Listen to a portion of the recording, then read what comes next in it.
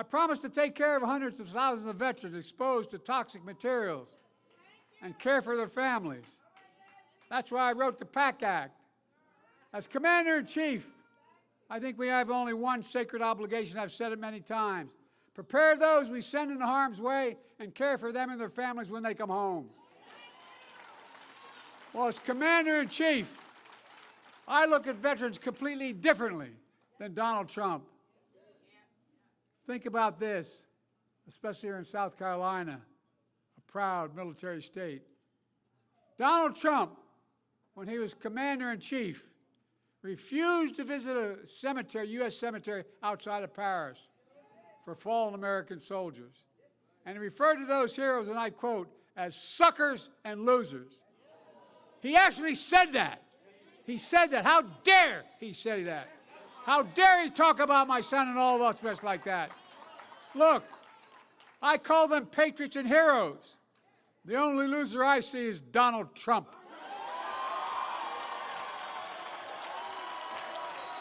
It makes me angry.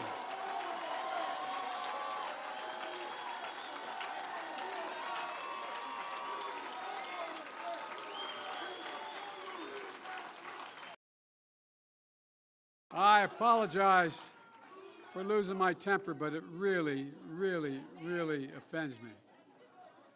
In recent weeks, we're starting to see real evidence that American consumers are facing real confidence in our economy we're building. Let me tell you who else is noticing that. Donald Trump.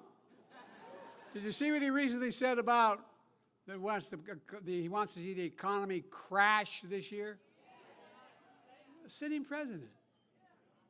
As they say in my face, bless me, Father, for, come on, man. When there's a crash, when there's a crash, I hope in the next 12 months, he went on to say, it's unbelievable. It's un-American. How can anyone, especially a former president, wish for an economic crash that would devastate millions of Americans? Well, let me tell you what he really means. Donald Trump knows this economy is good and strong and getting stronger. He knows that while it's good for America, it's bad for him politically. Trump also said, the one president he doesn't want to be is Herbert Hoover. Well, Donald, it's too late. There are only two presidents in American history who left office with fewer jobs than they took office. Herbert Hoover and, yes, Donald Herbert Hoover Trump.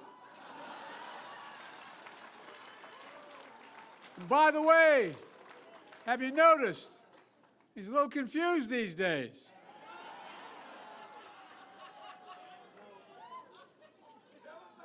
He apparently can't tell the difference between Nikki Haley and Nancy Pelosi.